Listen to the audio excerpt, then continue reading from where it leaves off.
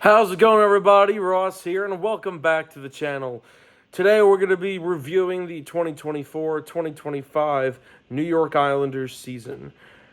This season was pretty disappointing for the Islanders. The Islanders finished 35, 35, and 12, sixth in the Metro, and they obviously missed the playoffs this year. The Islanders went 16, 18, and 7 on the road, 19, 17, and 5 at home at UBS Arena. This is the first full year that Patrick Waugh was head coach. He became head coach midway through last year. And this was the seventh and what we now know final season of Lou Lamoriello as general manager of the Islanders. Just going through, the Islanders finished sixth in the Metro with 82 points. Finished in the Eastern Conference, 9 points out of a playoff spot. Their month by month record. In October they went 3-5-2. 1-3-1 at home, and 2-2-1 on the road. In November they went 3-3-3 on the road and 3-2-1 at home, 6-5-4 overall. December they went 2-3-1 on the road and 3-3 at home, 6-6-1. January by far was their best month. They went 4-0 on the road, 5-3 at home, 9-3 overall. But then they got really bad after that. February 2-3 on the road, 1-2 at home, 3-5. March 2-4 on the road, 4-1-3 at home, 6-5-3. And April 1-1-2 on the road, 2-3 at home, 3-4-2. Their worst loss of the season for the Islanders was on April 9th, I believe it was, or April 10th against the Rangers. They lost 9-2.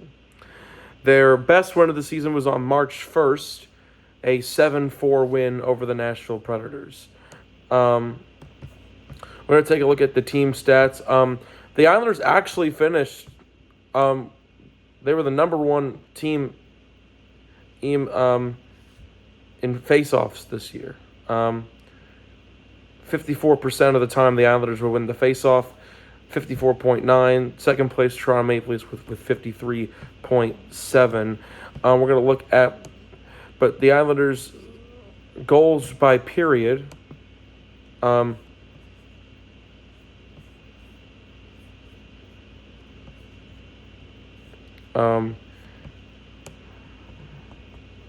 the Islanders, again, did not score that many goals this year. Islanders scored only 57 goals in the first period, 78 goals in the second period, 82 goals in the third period. They had 5 overtime winners. This season. They let in 94 goals in the third period, which is really bad. And last thing, we're going to look on the overall on the team stats.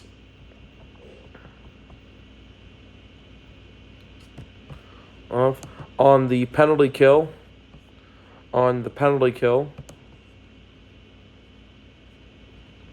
The Islanders were 31st out of 32 teams, second to last. 72% on the penalty kill. Not good.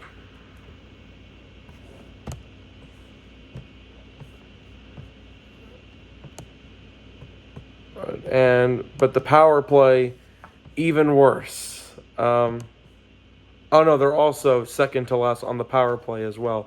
Only 12% on the power play. That's crazy.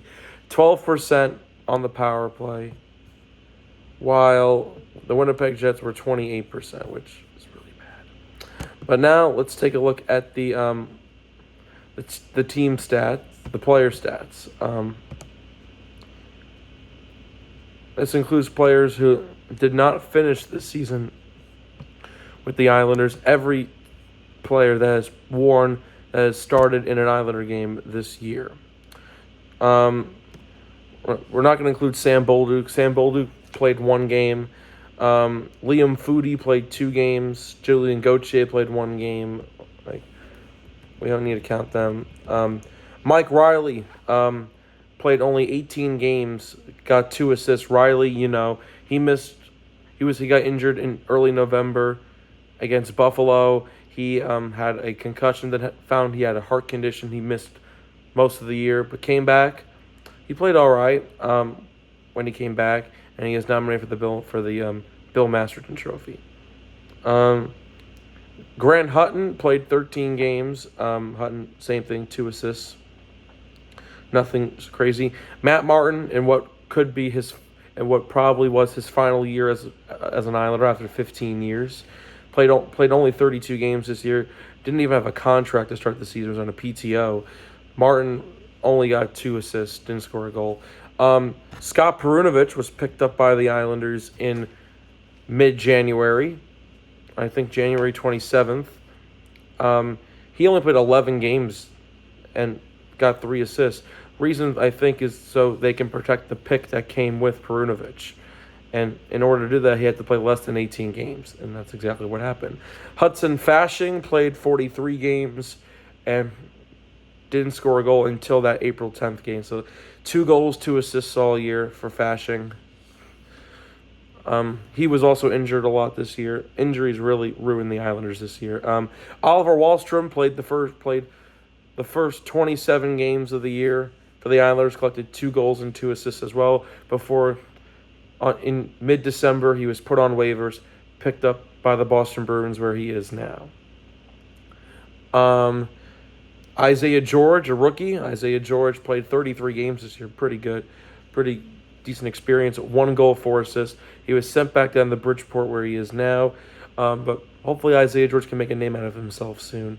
Adam Boqvist was picked up by the Islanders at the end of January. Boqvist played 33 games and collected a goal and 4 assists. And he was actually pretty decent on the power play. Mark Gatkob, rookie, played the last 39 games of the season, wearing 16. Gatkob looks really good on the 4th line. 8 goals, 1 assist. Looks really good.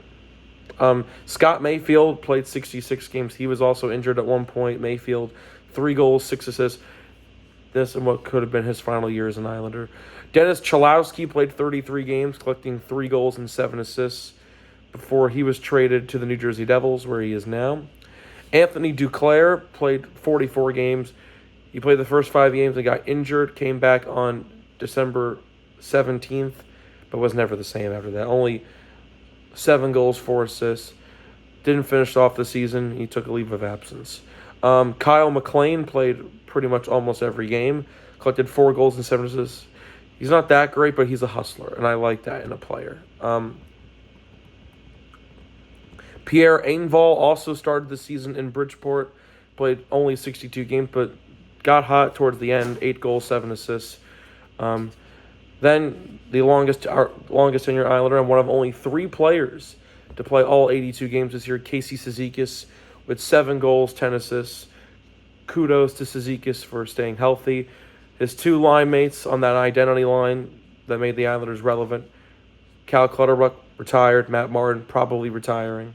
Another pickup, Tony DeAngelo, played the last 35 games of the year, 4 goals, 15 assists. DeAngelo was a huge pickup for the Islanders. I was there in person when he played his first game as an Islander.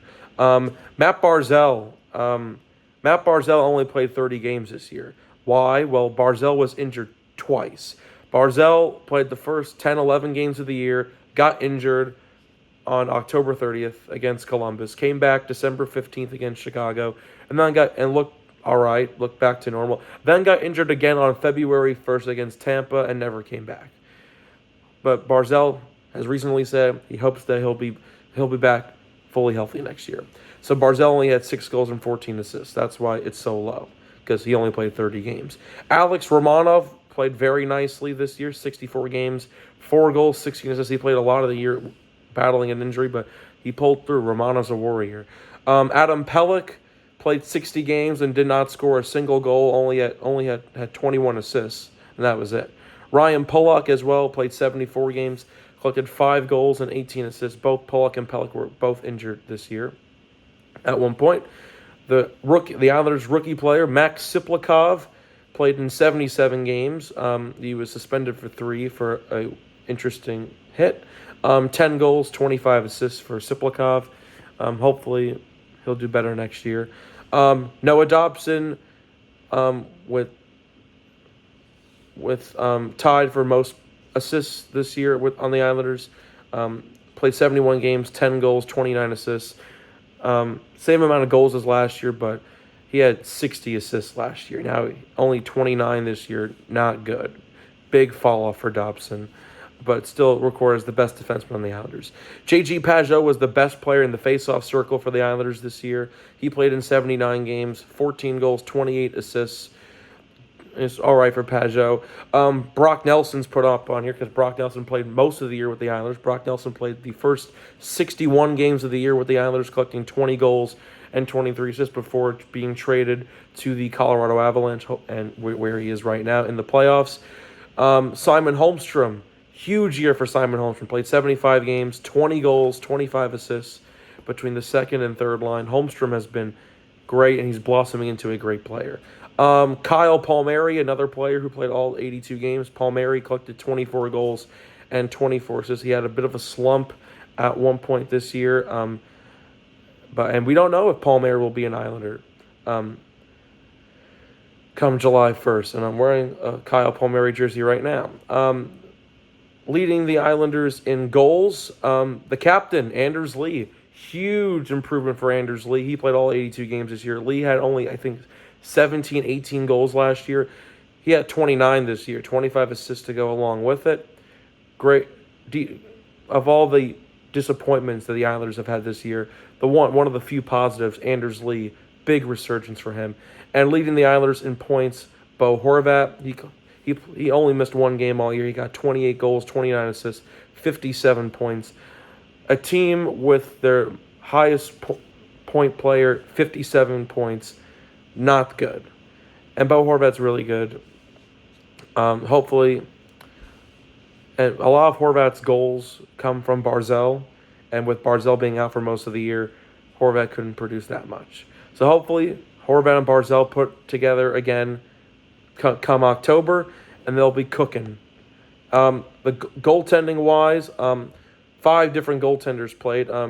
Tristan Lennox played at one point. He was put in against the Rangers, let in 1 goal, and was pulled back out, which was stupid. Jakub Skarek played in 2 games. Don't know which one. I know he played against Florida, but I don't know the other game he played. He went 0-1. Semyon Varlamov, again, Varlamov was injured most of the year. Varlamov played only 10 games, finished 3-4-3.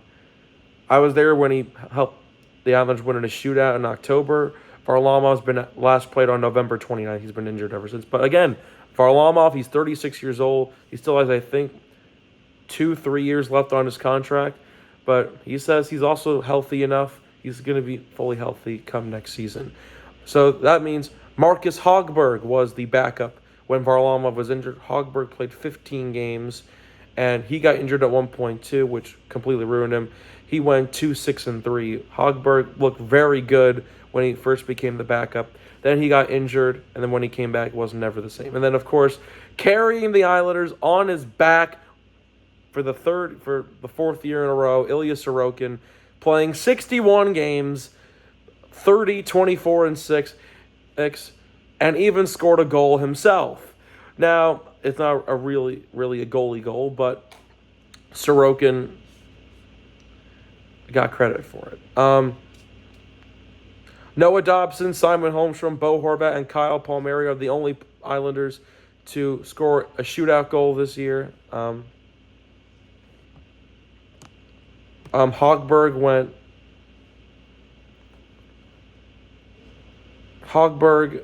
Sorokin, and Varlamov all were in shootouts this year. Hogberg was in 1. Sorokin was in... Hogberg was in... I'm confused. I don't know. But anyway, Not a great year for the Islanders. With Lou Lamoriello gone, it's going to be a new, fresh start for the Islanders. Hopefully, they get a good GM. I don't care who it is. I just hope they're good. And we'll see what happens, Hopefully, the Islanders can start off fresh next year, and maybe they'll make the playoffs. I doubt it. Hopefully, they're going to retool or rebuild, and so they can be Stanley Cup contenders in the coming years. So there it is, my 2024-2025 New York Islanders season review. This is Ross Belkin signing off, and have a good day, everybody.